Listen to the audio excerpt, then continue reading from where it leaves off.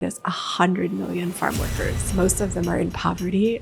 In Costa Rica, you can be in a union, but not if you're a foreigner, which means all the workers are going to be foreigners. Exactly. Because there's so many people that work in coffee and they earn so little, it actually makes coffee like a major development problem. In a sense, if we could fix coffee, we could fix a lot of global development issues. And I thought it was. No. I really thought it was. It's really illegal. Like, okay, this is looking like United States. No, it is literally illegal.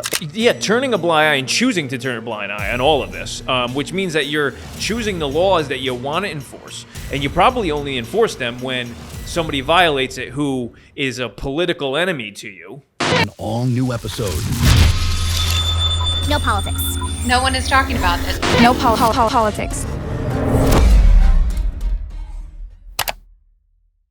So Etelle Higonnet, the director of Coffee Watch, a nonprofit watch group that ensures that industry workers and farmers across the globe are treated fairly and without being enslaved or exploited.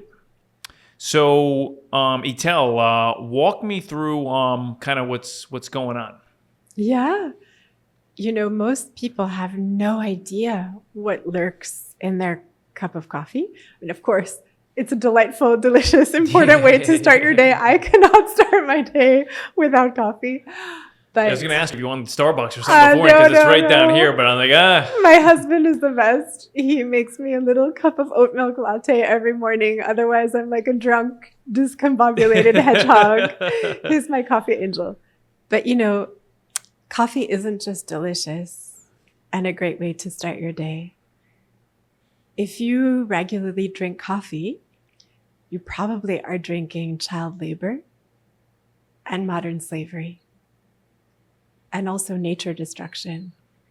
It's not just deforestation. I mean, coffee is the number 6 driver of deforestation in the world, which is really bad. I know, that's very bad. But also, the effluents are almost never treated, so they go straight into rivers. And they kill and acidify rivers. And a lot of coffee is grown in pesticide-soaked monocultures, and not the regenerative, beautiful shade-grown systems that, are like a shining beacon of hope for birds and bats and butterflies and small taxa like that, that thrive in shade-grown coffee. A lot of coffee is not grown that way.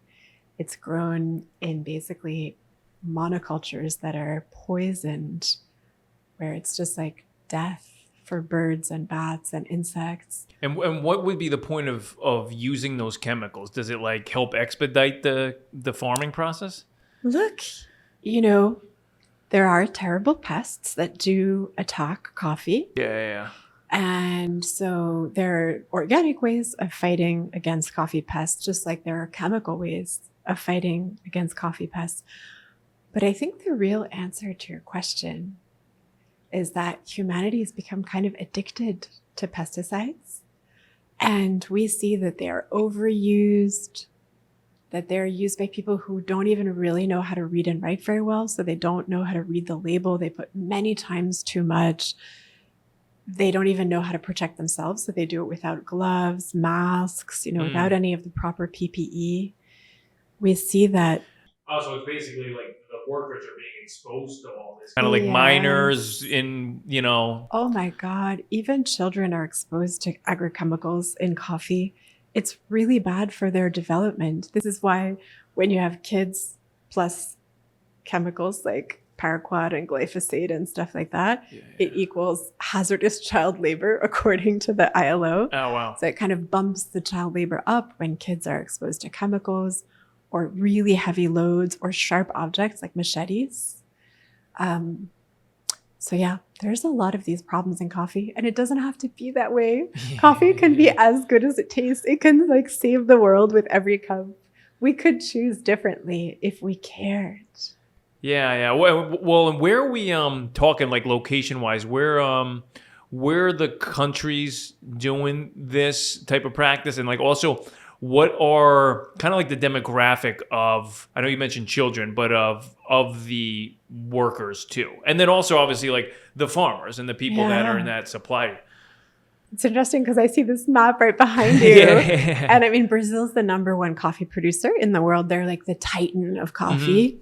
Probably about a third of global coffee comes from Brazil. Vietnam is number 2. Nobody really knows that in general. Vietnam number 2. I thought it'd be like Colombia. No, number 2. no, Vietnam is number 2. Colombia is number 3. So you were Okay, close. okay, You're yeah, close. yeah, Good job. yeah.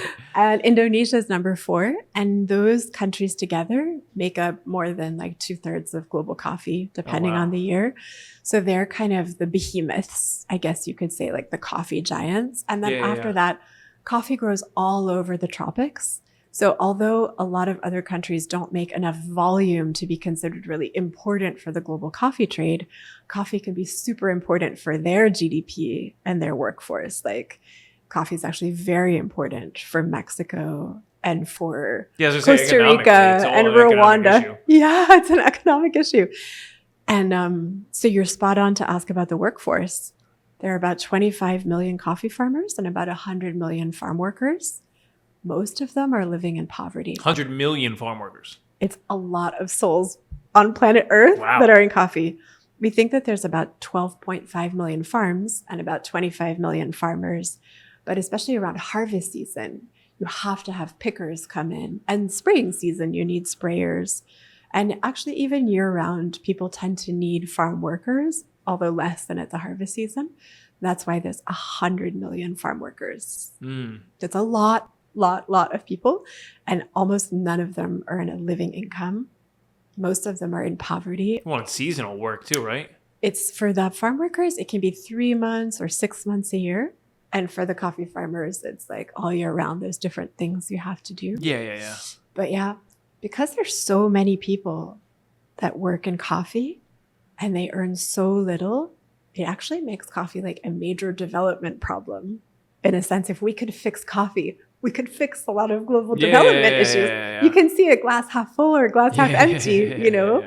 If we could get our hands wrapped around the problem of how do we get a living income to all the workers and the farmers, then we would solve so many development problems, which is kind of a beautiful way of thinking about it. Although it's also, you could think about it in a more depressing way, which is that coffee drives poverty.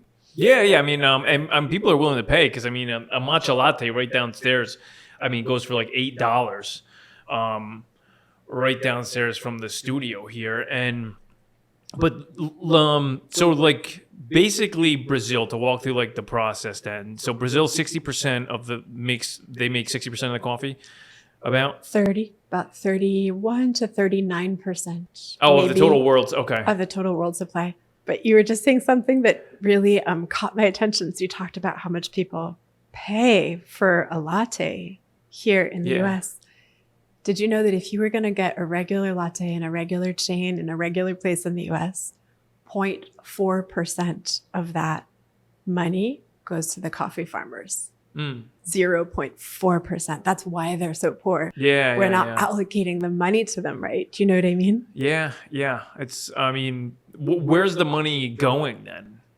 It goes to the aggregators who collect the coffee a little bit, and a little bit to the exporters and importers that trade the coffee, like literally in giant cargo ships.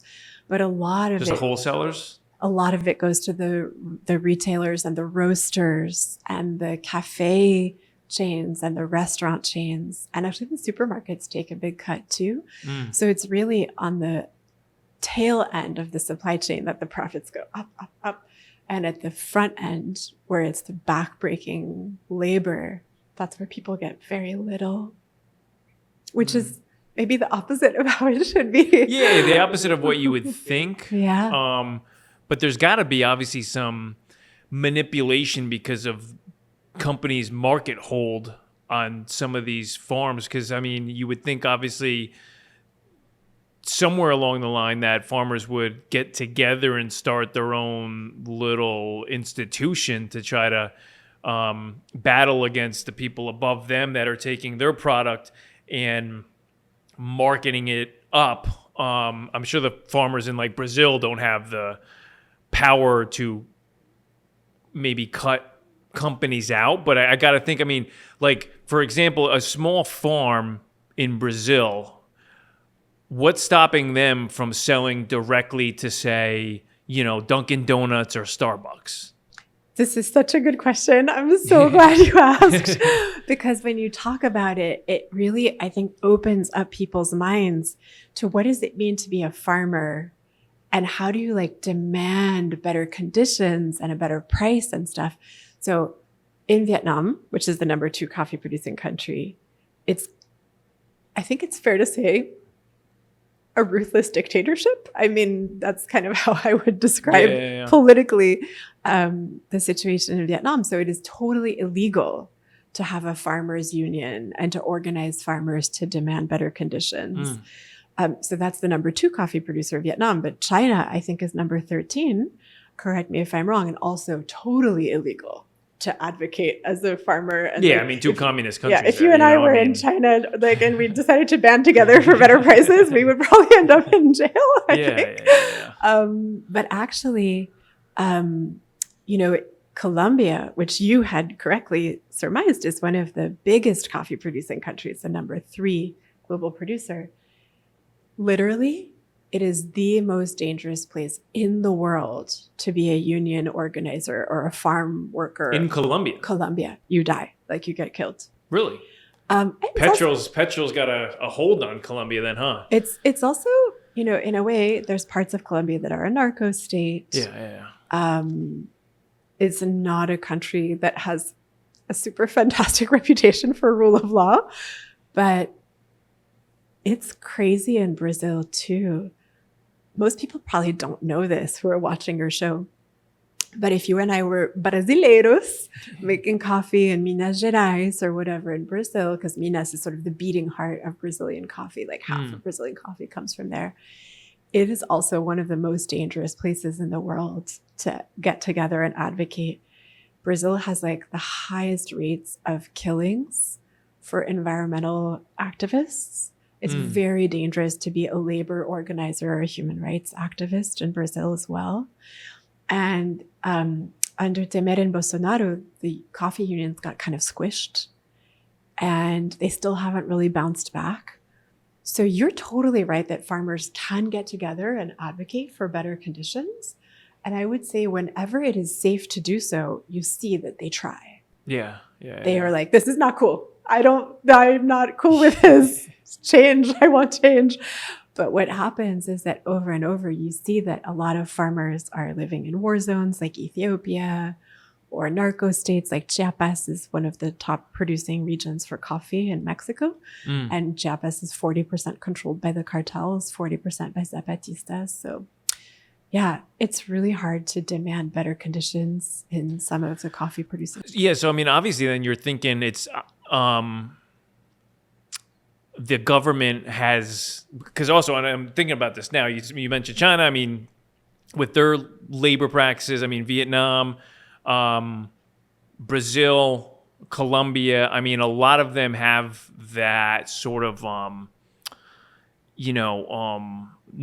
trying to put my like an opinion spin on this, but like in communist governments, typically what makes them communist is the government having control over kind of private markets, and that's the biggest label that once government gets into businesses and almost taking a cut out of things and making rules in order to enhance its own wealth, then I feel like you get kind of this where the businesses just, there's only so much that they can do unless they play ball, and even if they do, they're still not making what they probably should be making. Because I know that does Venezuela by chance do any coffee? They don't really do too much because they're a little bit more north than where it's able to be grown. Coffee kind of has to grow in the coffee belt. In that little, yeah. But the crazy thing about abuses in coffee is I first went in when I started Coffee Watch thinking, okay, we're going to find, a couple countries that have problems and countries with solutions. Mm-hmm. And my jaw dropped when I realized that pretty much every single coffee growing country has child labor, bonded labor, whether it's India, Mexico, Indonesia, Colombia, Brazil, China. we see recurring reports everywhere. And this made me realize that although we have done investigations with wonderful sister NGOs like in China, coffee, in Mexico, coffee, in Colombian coffee, in Brazilian coffee, now in other geographies, we have teams in the field. It's really the industry that has a problem, like globally, rather than one origin. And that gave me pause because I was like, okay, what does that tell us? What does that mean? Does that mean we need a big industry change? Yeah. Like, do we need consumers around the world to wake up and smell the coffee and say, no, change my coffee, please. I want ethical, sustainable coffee in the morning. I want to make the world better every day with my cup of Joe. I don't want to, be responsible for abuses, like unwittingly, basically, right? Yeah. I mean, you're still playing a role too in it, when you drink that coffee. What are the, like, I'm assuming the farmers are obviously, citizens of that country, business owners of those countries.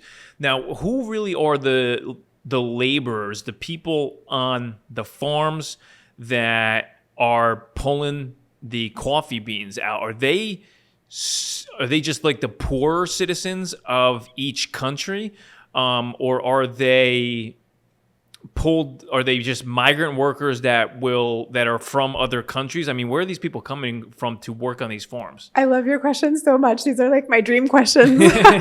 Actually, it's really fascinating because a lot of the most abused coffee workers that are farm workers, that are seasonal, like harvesters, pickers, and sprayers, they tend to be either totally migrant workers, like refugee migrant workers, or internal migrants.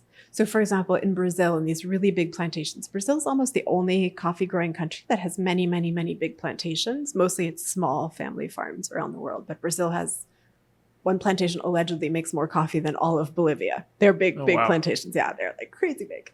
So they tend to get migrant workers internally from the poorest regions of Brazil.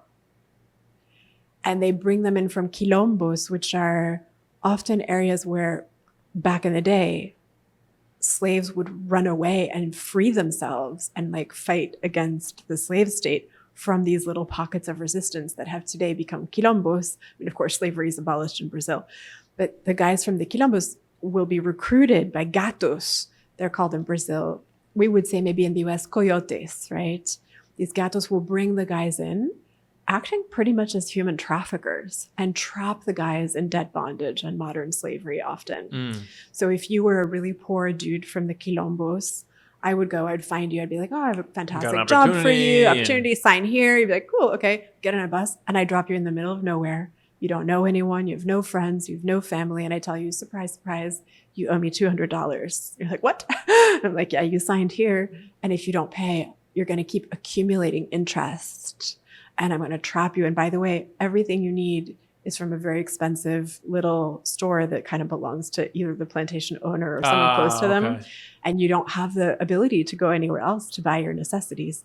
So you're just trapped and you might end up with less money than when you started. So this is like the internal migrant kind of problems that you see, particularly in Brazil. But actually, we saw in Colombia that they had Venezuelan, I guess I would call them refugees or economic refugees, who are doing some of the worst jobs in Colombian coffee. And we know also that in Mexico, some of the most abused migrant workers are Guatemalans. We know in Costa Rica, some of the most abused workers are also immigrants from like Nicaragua. So basically, if your country is in terrible shape, you might go to a slightly better place close by and work for a season. But you're so vulnerable that you like basically are at the bottom of the pecking order in that country. Like in Costa Rica, you can be in a union, but not if you're a foreigner, which means all the workers are going to be foreigners. Exactly. So if all your workers are foreigners, none of them can be in a union. They can't ask for better conditions. Yeah, so you got it.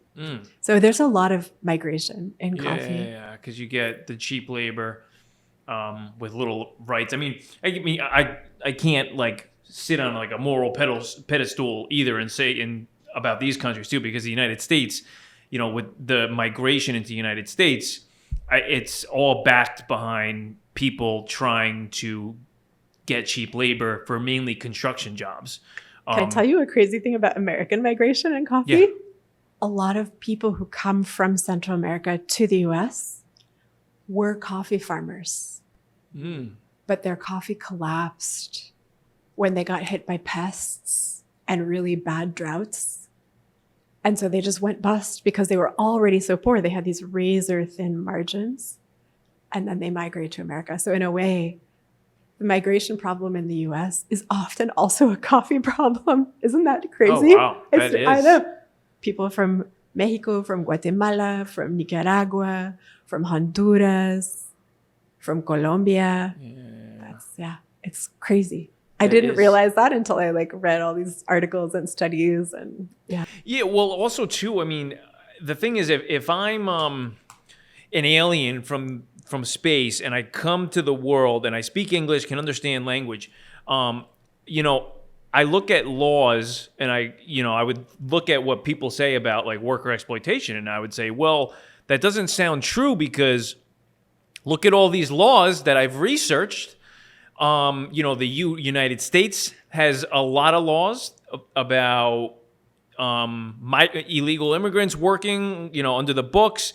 They have these minimum wage laws and these worker safety laws. And then South America, too. When you were speaking of the child labor being a problem, I'm doing research and I'm thinking to myself, I'm like, if I was an alien right now looking at this, I go, how can child labor be a problem when the youngest age as a child can work in Brazil is 16, Colombia it's 15, Indonesia 13, Ethiopia 15, Honduras 14, India 14, Uganda 12 years old, Peru 14 years old, Mexico 15 years old, and these are the top 9 outside of Vietnam. And it's like, if that's true, these are teenagers, they're not children. So then I'm like, how could child labor be an issue then? And that it must be an obvious then choice to not enforce these current laws, because I'm looking at some of these countries where notoriously people think, it's horrific to work there. And I'm looking and, these notes that I have, Brazil has comprehensive employee protections where the standard work week is 44 hours and it's there's mandated salaries, overtime pay, and even robust Social Security contributions involved. In Colombia, there's a comprehensive Colombian labor laws, and they cover aspects like regulated working hours, which the working week there is being redacted to 42 total hours by 2026. There's mandatory paid benefits, vacation, maternity and paternity leave, mandatory Social Security. Yeah. And I at the same time, I can't practically think that migrant workers, seasonal workers, are experiencing the ability to take paid vacation. So then it's obviously got to be a choice to not enforce these laws, which I think of Colombia as a really good example of this, because Petro, the president, I walked into this conversation literally a month and a half ago. I was speaking to a gentleman who knows Petro personally, allegedly. And he was telling me about some of their initiatives. And I was asking him, I was like, just food for thought, people that I know in America, it's a big thing where you go down and to Colombia and you have sex with a bunch of prostitutes there.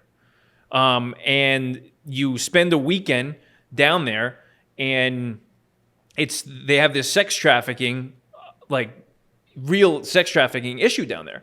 And I know of a lot of people that have gone down to Colombia for a weekend and have utilized some of these, what I would call services that I thought were legal because they're so in the open, and people talk about it as openly as we would a vacation to, Vegas or California. And so I thought it was legal this whole time. So I'm talking to this gentleman who knows the president personally, allegedly, and I'm like, is it illegal there to do these like participate in this sex trafficking stuff, like a tourist going down there?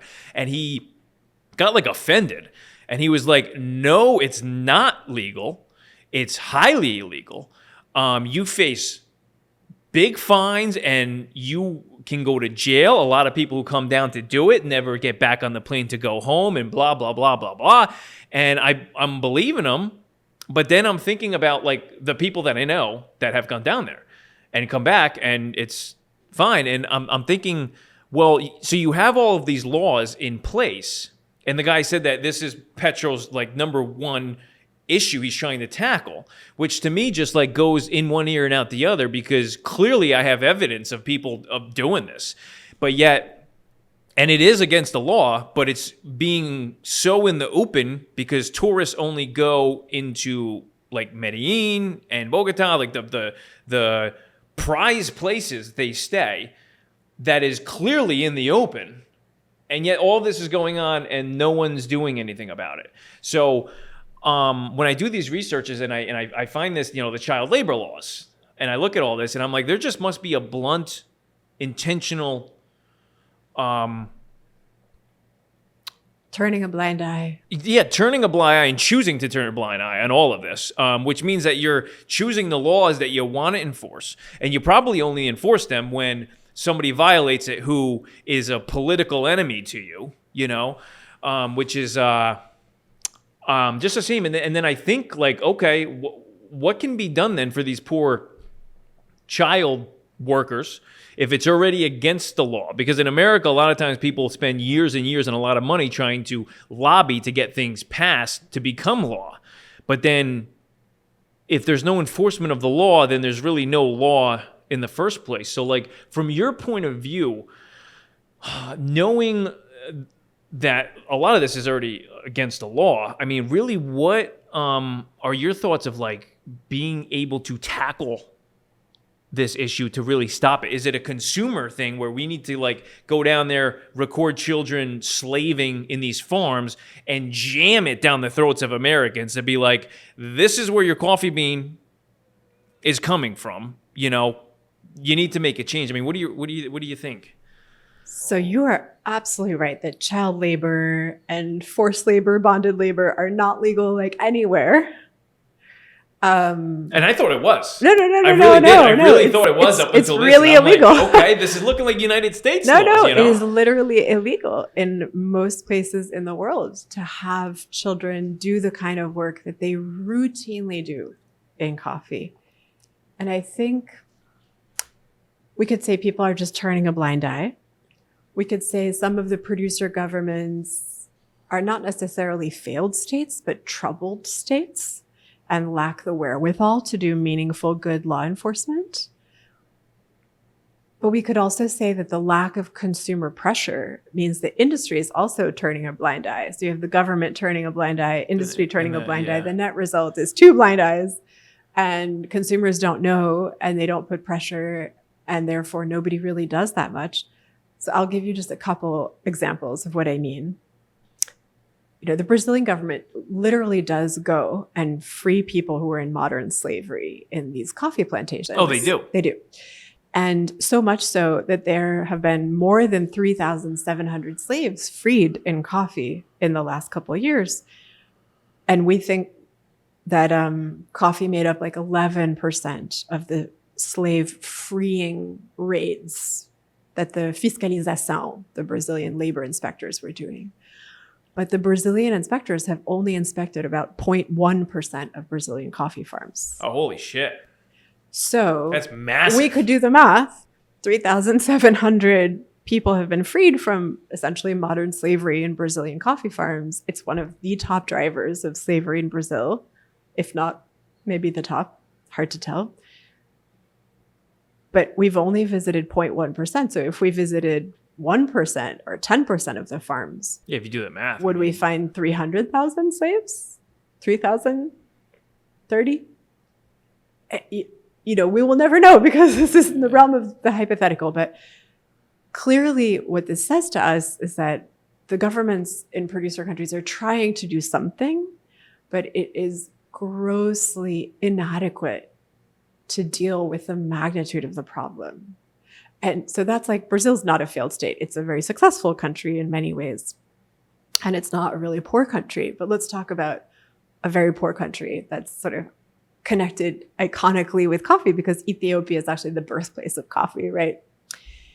Okay, so Ethiopia just had a civil war with the Tigray, where it's estimated that 600,000 people died. That's a lot of people.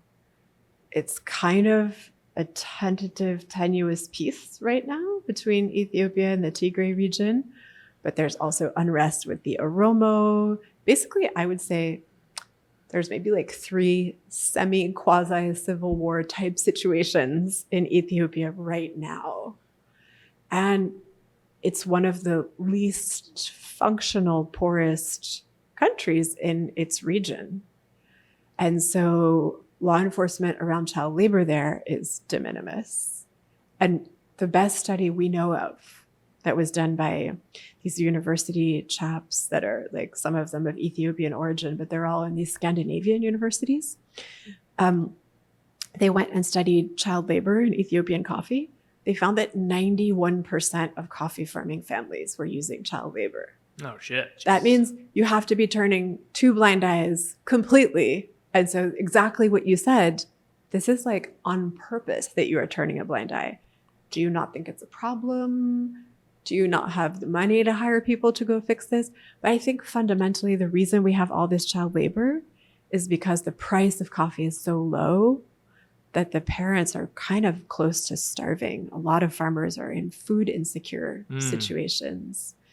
So they sort of have no choice. If you were my son and I was a coffee farmer in Ethiopia, it might be like, well, Daniel, either you go to school and we kind of starve, or I pull you out for 3 months. So you're going to be at the bottom of your class and you might drop out after a couple of years of that because you just can't keep up.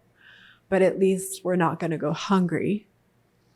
Maybe you're the one that takes the hit for the family and one of your siblings gets to stay in school, you know?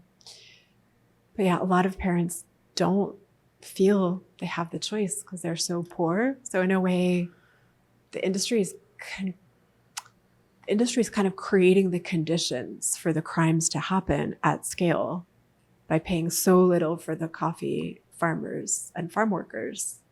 And then these under-resourced governments don't have the wherewithal or don't care enough to crack down on the like massive problems that flow from that. Well, it reminds me of, the original settlers in America.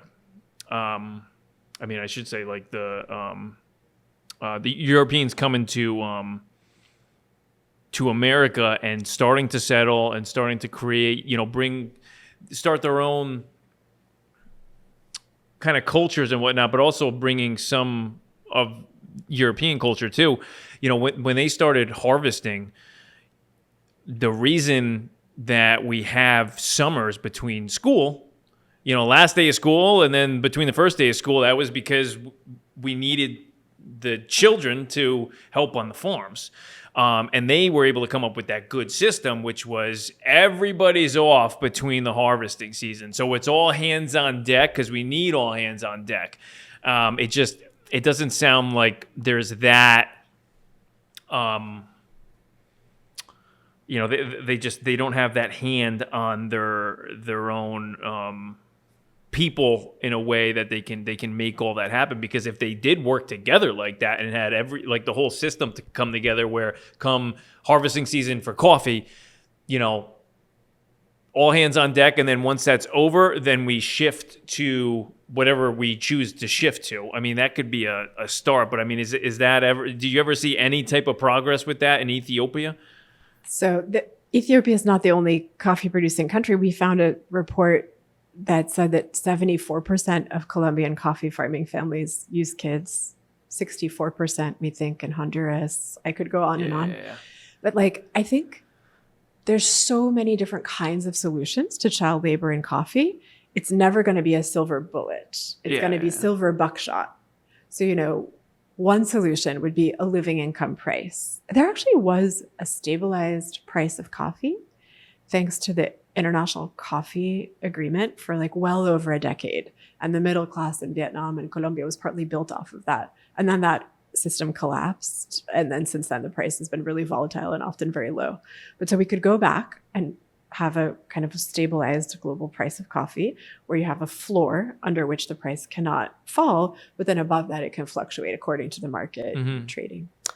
So that's one part of it. I think another part of it is to reorient schools so that, as you said, the calendar is adapted for teenagers to be able to work with their families when it's not like child labor, but, you know, normal teenage labor, like summers, like you said, you know, there are laws in all these countries. Is it 15, 16, you know, and on the summer, like, of course you can't do hazardous child labor. You shouldn't have heavy loads and pesticides, and you shouldn't have sharp objects. But yeah, how do we reorganize everything so that we can shrink the problem of child labor in coffee and make it that if I was talking to you 5 years from now, it would be a minor problem and not the norm. You know, I think there's all these different things we can roll out if we care. Child monitoring remediation systems for child labor. They're called CLMRS. The industry uses them a lot in cocoa. There's so many different ways to fix there it, are, you know? but as you're talking, I'm already going in my head, oh man, we would be years away from this happening, because the first step, you know, having the kind of a price standard makes complete sense. In reality speaking, though, my mind goes, I mean, you would say the United States, Brazil being the number one producer right now in coffee, United States being the number one consumer in coffee, right? And to have a price-based solution, you would need those two countries to really work together. And yeah, you know where I'm going with this. And now's not a great time for that. Because if you guys don't follow, Trump and President Silva right now are kind of like at loggerheads. Obama and Trump in the same room. You know what I'm saying? I mean, Silva just said that he has zero relationship with Trump, and it's true. And to give background to it, and this is actually a great point, because this goes to show people just that it's not, you know, just finding the right puzzle pieces together, and it's making them fit, because it would be great to have a price solution, but in order to do that, you need cooperation. And Brazil in the last couple of years has, I would say, it's actually fascinating, because their political climate in the last couple of years is almost like the same as to how the United States has been. And in the United States, you guys obviously know, but in Brazil, Silva is president who just in the early 2020s, Bolsonaro was the previous president, conservative president, who, after Silva gets elected, Silva's, I don't want to say administration investigated, but right now, Bolsonaro was just sentenced to 27 years in prison. That's right. So there's a lot of political tension between conservatives and the right wing and the left wing there, which is like looking in the mirror here in the United States. And they were like, "Oh, hold my caipirinha. You want to do that? We can do it too." Exactly. So Trump sticks his head in and goes, you know, we're going to throw a 50% tariff on you guys because you have a 10% tariff on us already. So we're going to add 40% to take what you know. We're going to put 10% and then add another 40% on, because we don't like that. We also don't like that you guys banned Twitter, because Brazil wanted Elon Musk to ban certain accounts during political season. So Brazil and Elon Musk refused. They wanted Elon to put a Brazilian lawyer to face court. Elon refused, so they banned Twitter. President Trump sticks his head in and says, "All right, here's the massive tariff." And now you have basically what is the example of every single. Is the example of what happens when political climates get like this, which is the same case in every other country in the world, which is the lowest income earners typically feel the consequences most because of those decisions and that lack of ability to be able to work together to solve a problem. Because I just with those parameters right now, I think we might be the furthest away from the United States and Brazil being able to kind of work on this too, because it's not a good time. It's not a good time. It affects, Brazil's the beef industry, which is huge in Brazil. Huge in Brazil. Cacao and seafood. And, oranges. Yeah. But coffee's kind of Brazil's thing. Brazil's thing. It's like the iconic crop that the whole nation is sort of associated with. Their soul is like café, caipirinhas, and futebol, Yeah. I would say though and that the churrasco. Churrasco. Of course, my husband he's Brazilian. He does lots of churrasco. Oh, yeah. He's really good at it. But I will say, I'm an endless optimist. My father says I embody the triumph of optimism over experience. But I like to think that I'm just a glass half full person, or since we're doing coffee, maybe mug half full person. I think, these are troubled times, but I believe reason will prevail. I think these tariff wars will come to an end. And when the time is right, it would be great to be able to revert to something like an agreement. It wouldn't necessarily have to include even the consumer countries. It could just be the top 10 producer countries. Think about petroleum, right? Where OPEC, it's not like all the oil consuming countries said, yay, OPEC. Yeah. The producer countries just got together and said, this is it. This is the price of oil. So for coffee, it could be the same. And a lot of those coffee producing countries have the same policies as each other. With Vietnam, being in that more, I would say, government involvement with businesses, they do seem kind of similar to each other. So look, it's not easy, as you pointed out, to organize a global price for coffee that would guarantee like a living income price that would protect all the people that you were talking about who are really getting the fuzzy end of the lollipop. They're just like the lowest income folks, right? But good things are never easy, but that doesn't mean we shouldn't try and do them. I'm such a believer in try again. And I think actually, for a lot of coffee producing countries, this is almost existential. There are basically no coffee farmers earning a living income right now in the world. And a living income is exactly what it sounds like. It's like literally what you can live on. It's not a dignity income or a wealth income. It means your basic food, your basic medical care, basic clothes. It doesn't even like, if you get cancer, no. I was going to say, without any rainy day. Yeah, without any sort of big bad things factored in. This is just to live on. So most coffee farmers are actually living in what the World Bank calls poverty. There's this line that the World Bank has developed with all these economists. It's like $3 a day. Most coffee farmers tend to be under that on a bad year. So if there's droughts, if there's super storms, if there's like shorter season, if there's whatever reason you have a bad harvest, or if the global price goes really low, because we were talking about how it fluctuates, right? It can go so low. This year it's been really high, but a lot of years it's so low that many coffee farmers fall under the World Bank line of extreme poverty, which is $2.15. And $2.15, that is very hard to live on. If you or I had to live on $2.15 a day, we would really feel it. Just like for your listeners to think about that, what would that be like? It's horrible, actually. So maybe coffee producing countries will band together. We just have to help them do it. We have to give lots of support and ideas and have economists lean in and specialists and experts help and consumer pressure.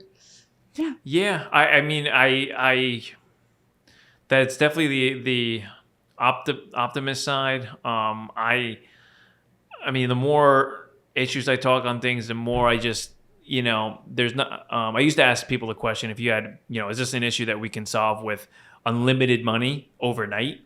And this really doesn't seem like that, because there's a lot of factors that I feel like are involved that have nothing to do with coffee. Yeah. And that's right. It's I don't know, it's tough. It really is. But I have good news for something that's like more of an overnight solution, because you just said overnight and it popped in my mind. This would not solve all of global coffee. So just to be clear, you said all, and I was like, oh, this is only half. But Daniel, half of global coffee is certified. Isn't that crazy? Oh, wow. That's kind of amazing, right? And that's really high compared to other agri-commodities. Like cocoa is less than 30%. Palm oil is like 26% probably that's certified with like a reputable certification. And when you look at soy, it's way, way lower. So most of the high-risk commodities that drive global deforestation, which is like cattle, soy, palm oil, pulp and paper, cocoa, coffee, rubber. And also, I should say, not only drive global deforestation, but labor abuse too. Those are like, they're sort of the big bad wolves, the 7 deadly sins of deforestation. Yeah. Most of them are not so highly certified. Coffee is exceptional in that regard. Oh, really? And not a single certification has a living income price. Oh, amazing. This is really bad, but also really good, because if we can get certifications to put in a living income price through consumer pressure, cha-ching, then we'd be having a completely different conversation. And I wonder, what do you think it would look like if from one year to the next, all the certifications started paying a living income price because of consumer pressure? I have no idea what it would do to, quote, mainstream coffee, like uncertified. But don't you think that would unlock some good stuff, Yeah, I could see it. I could see it. Yeah. Because if you're certified and you're having a great time and you've got a living income, then, and I'm your neighbor, I'd be like, oh my God, get me on that train. Like, Daniel, how did you do that? Where do I sign up? And then, some regions, the governor would help everyone get certified. And then other regions would get really jealous and be like, what? Why? Why not us? I have a feeling if consumers knew that certifications are not providing a living income, they would freak the F out. People would be very upset. That's not what they expect when they go to the store and get little certified coffee. Yeah. And so we can change those certifications, I think, if consumers just wake up and smell the truth. And then boom, half coffee. Yeah, they could, but I also then I go back to thinking about Sierra Leone with their diamond mining and that. I mean, people know that. I mean, I feel like you gotta to make a change. I mean, it's like you gotta be putting videos out every single day of that type of stuff for people to really to push that change. And then obviously, you obviously have to get. Which is sad. It sounds like, we're a business trying to market a product here where I say you have to almost get a very important, famous, influential person to then be like, oh yeah, guys, I'm changing my habits. So you should change yours, call the number on your screen type stuff. It's almost like I feel like, you almost have to go that route rather than, your average person just going, yeah, okay, that's going on. I should change my ways and now choose this one to go. Because also too, I mean, these companies also have such a hand in marketing and I'd say lobbying in Washington D.C. and with laws too. Because I mean, the first company that pops in mind when I think of coffee is Starbucks. And because I mean, Dunkin and McDonald's do a lot of coffee too, but that's not. I think of donuts with Dunkin and then coffee, and then McDonald's. I think of coffee like fifth or 10th before I think of coffee when I think of Big Macs and McChickens and fries. But Starbucks they're literally coffee. I didn't even really know that they had other things. I thought it was just coffee up until just a couple of years ago that they actually sell like muffins and stuff. But, and they have since they have such a market share in that, where Starbucks, I think that they claim Starbucks in 2022, Starbucks said that 98.2% of its coffee is ethically sourced and verified through the cafe practices, which covers its 400,000 farmers in 30 countries. And I think of Starbucks and I go like, okay, if I'm Starbucks and I go, okay, you don't like what we're doing, we're going to go and use different farmers, or we're going to go and get our coffee elsewhere. And as a business, you see that humongous customer, and I feel like you'll want to do anything you can do to keep them happy. And because the biggest swayers of policy, I feel like a lot of times are these huge whales that Starbucks is in the coffee industry. Granted, I know that they try to, they've tried to in the past try to level up their ethicalness of farming, of using ethical farmers. I think of Ricardo Trios, who actually is a Miami guy. He has cacao. He gets cacao from South America for his chocolate. And he said that he knows the farmers down in South America where he gets his cacao from. And he even knows the names of their families and down to the names of their dog. That's how close he is with the farmers. And I don't know, he just opened my mind about this, because Starbucks is your blanket corporate giant who obviously does, I don't think gives a shit about the farmer's family and all of that too. I mean, they have shareholders to adhere to, which is their number one priority. And I don't know if you've kind of looked into what Starbucks can do and what they're doing and what they're saying they're doing, and also is what they're saying they do, are they actually doing, and is it having the effect that it was intended, which I think is the most important thing, So you were spot on with like the biggest coffee companies. You named a lot of them. Yeah. Starbucks is up there. McDonald's, of course, one of the biggest purveyors of coffee in the world. You named Dunkin. That's also exactly right. Nestle is huge. Over in Europe, you have a lot of coffee with Lavazza and Illy. But you named a lot of the big ones. So something Coffee Watch is doing now, we filed a 307 petition with U.S. Customs. A 307 petition is around forced labor. So let's say you're CBP, you're U.S. Customs. I come to you. I have a dossier. I give it to you. I'm like, hey, Daniel, I have really credible information about these horrible cases of forced labor. I've taken all the testimonies. I have many victims. It's a widespread pattern and practice.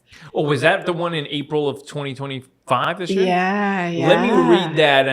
That I want to read you guys this headline that you guys filed the petition in under that lawsuit. The headlines that the lawsuit and U.S. Customs and Border Patrol complaints allege slavery and human trafficking in Starbucks Brazilian coffee supply. Filed this year in April, Starbucks was dealt a double blow today as international rights advocates filed a U.S. lawsuit against the coffee titan alleging trafficking, and Coffee Watch, aka you guys, filed a petition with U.S. Customs authorities asking the government to block imports from Brazil to the U.S. of coffee tainted by slavery and forced labor by top importers, including Starbucks, Nestle, JD, Dunkin, Illy, and McDonald's. And I think that's a great idea, actually, to be able to block that, almost like it's an illegal drug coming in. Exactly. It's exactly like that. So there's different systems, right? For drugs, I would go I'm sure and call. Starbucks loves you guys.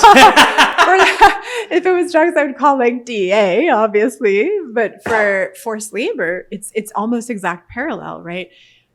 There is actually a law that says in America, you cannot import products that have forced labor and slavery in them. Like you literally are not supposed to do that. It's technically illegal. The problem is, of course, crimes are hard to document. Even in the US, we don't necessarily have the money and time and resources and desire or ganas, to like go out and investigate properly. So what CBP does is they don't investigate themselves. They like adjudicate when you bring it to them. So we knocked on their door. We brought them this 307 petition, which is almost like a lawsuit, I guess you could say, not quite. But we report to them all the people that we've documented that were enslaved or put into forced labor and human trafficking. We added in child labor, which is not really relevant, but some of the child labor is also slave labor. So the 307 petition doesn't look at child labor, but if the kids were not paid, that counts. We put all of that in with all the details, the corroborating evidence, and then we did the entire supply chain analysis to show who bought the coffee from the farm to the aggregator to the next place, all the way to the United States into the supply chains of these companies, which, as you said, is Starbucks, Nestle, JDE, Peet's, McDonald's, and Dunkin' Donuts, and Illy. And I actually think CBP takes these things very seriously.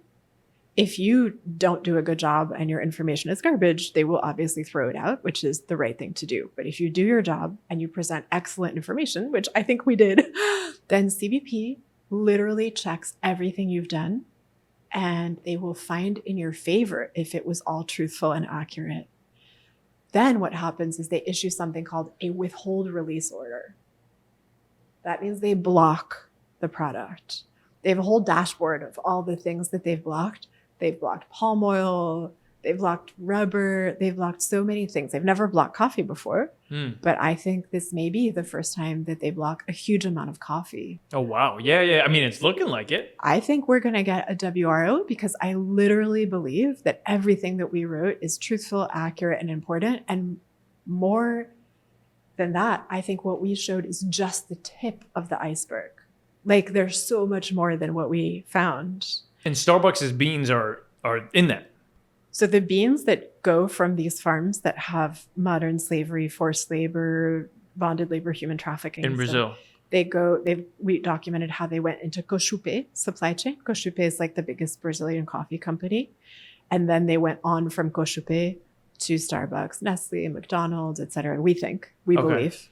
So yeah, I mean, of course, CBP might say, Etelle, your work is no good, but so far we think that our work is superb and that they will find in our favor. So basically this just gives me hope, right? Because if you look hard enough, there are so many tools, you just have to find them and try again. And what evidence did you provide Border Patrol on giving them of the reasoning to block it? Was it like photos and videos of child labor? So we found lots of testimonies from people. We did actually include video. Okay. But we found also these government reports from the Brazilian authorities that literally corroborated everything that the victims that had been freed had told us. And then we did this really meticulous supply chain research to document every step of the chain.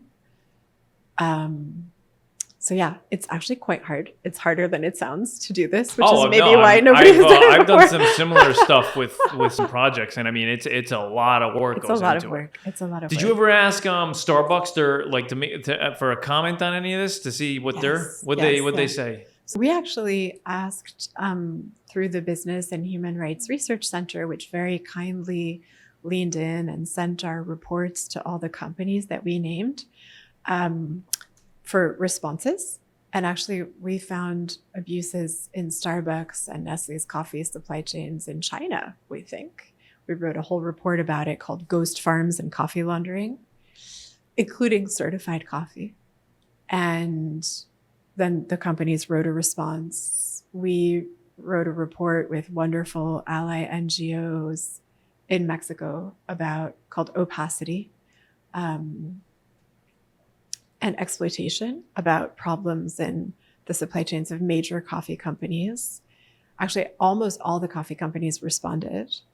We did, this work on Brazil. What'd they say?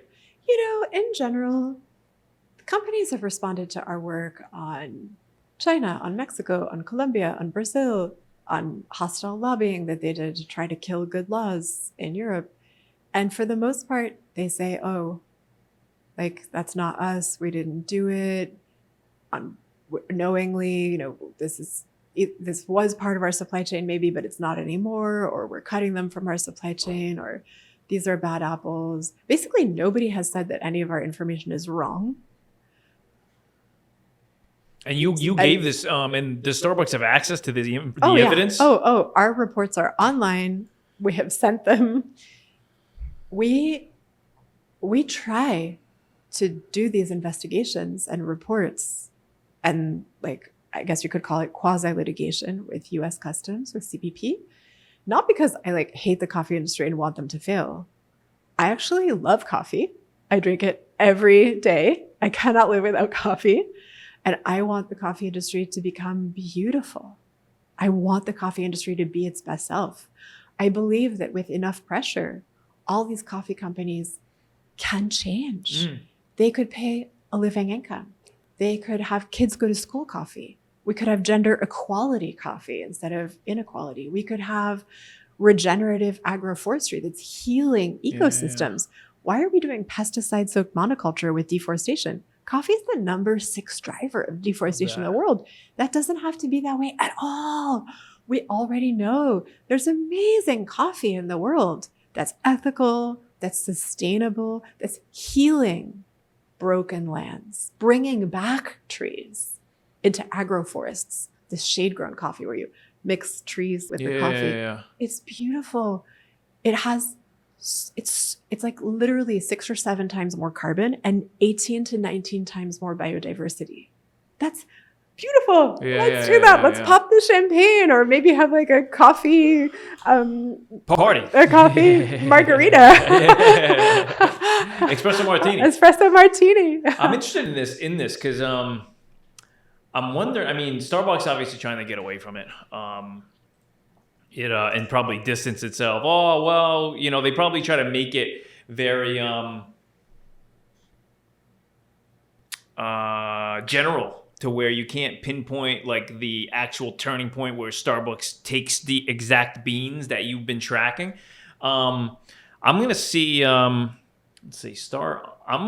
gonna call Starbucks. I'm probably not gonna get in their media right now and see if I can ask them about Amazing. this.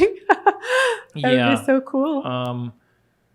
Because they do have the Starbucks Global Media Relations team here. We'll see. And just ask them. See if they saw the article. See if we get lucky here. I mean, I'm sure it'll just go to voicemail or so, but I've learned more than that. Sometimes you get lucky. Relations hotline. To continue in English, press 1. Pour continuer en français. If you are a member of the media, please press 1. Starbucks partners or store operators, press 2. You have been forwarded to an automated voicemail system. If you are a member of the media, please leave your name, media outlet, contact phone number, email address, deadline, and general questions after the tone. We will return your call as soon as possible. The media line is checked once each hour, Monday through Friday, between 5 a.m. and 5 p.m. Pacific time, and reviewed only periodically outside of business hours. You may also email us at press@starbucks.com. The inbox is checked Monday through Friday, between 5 a.m. and 5 p.m. Pacific time. To repeat this message, press star. Otherwise, stay on the line to leave your voicemail message.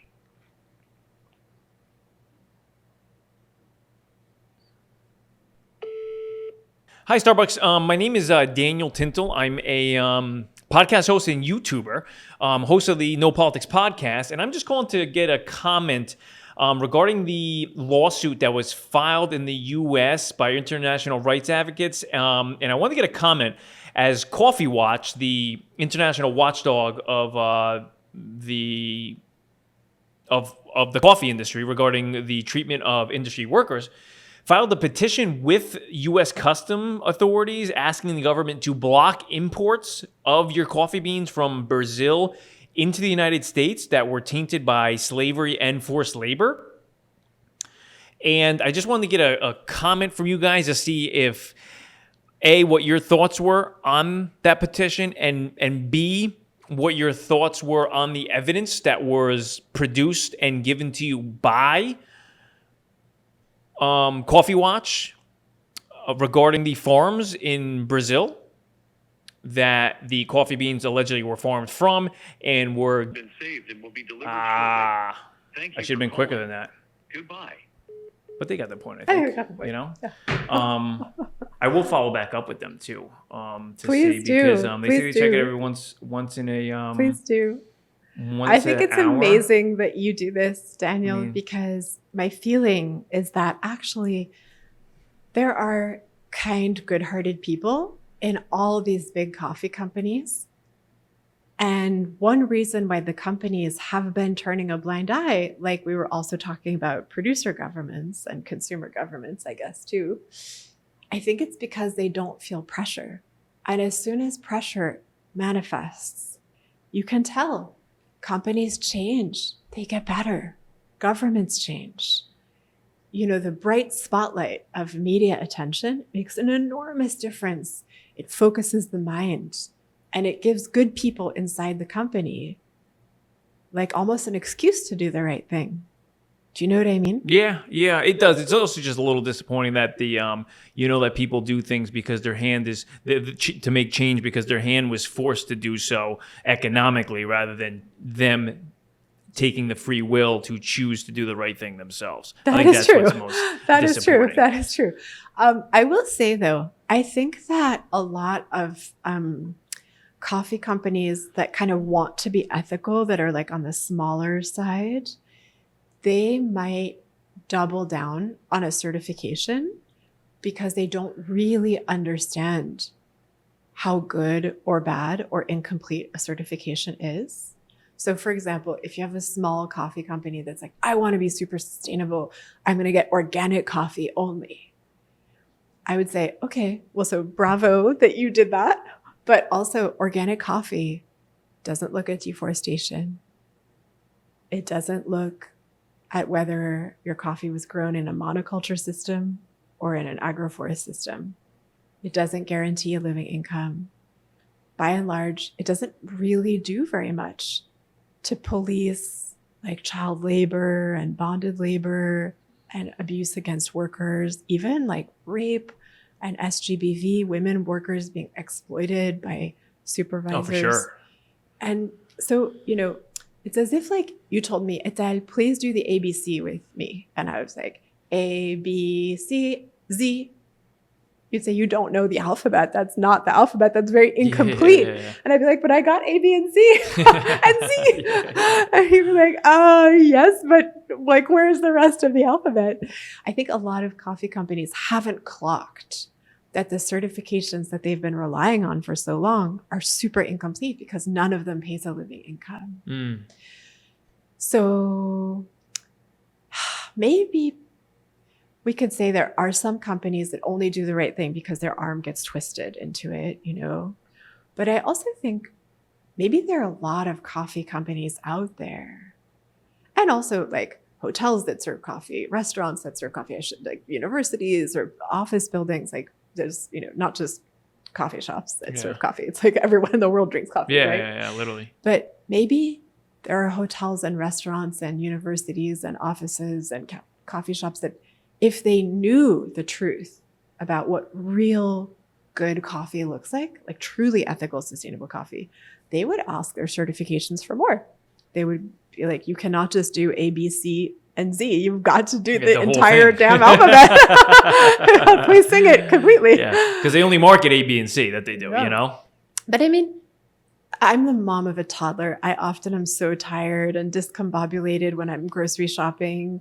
I'm trying to get my toddler to not grab all the berries and start eating them and throw things, into the cart. random soy sauce that we don't need.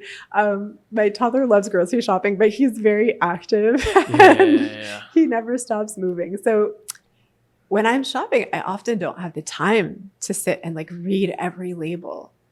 And people like me who are short on time, which is most normal humans, you know, you need to trust that the label is good. Yeah, and true and accurate. And you cannot just like sit there having to parse, oh, is organic coffee chemical free and traceable, but it doesn't do deforestation? Like that's not okay. Normal people need to be able to rely that certifications are delivering what they purport to deliver, which is truly ethical, good, sustainable coffee. Yeah. I mean, the one example of that too is I know Don Julio and Casamigos especially are dealing with their 100% agave claim on their bottles right now in lawsuits because a lot of people are saying, especially in Casamigos, that it's not 100% produced agave, which agave is what makes, helps make tequila.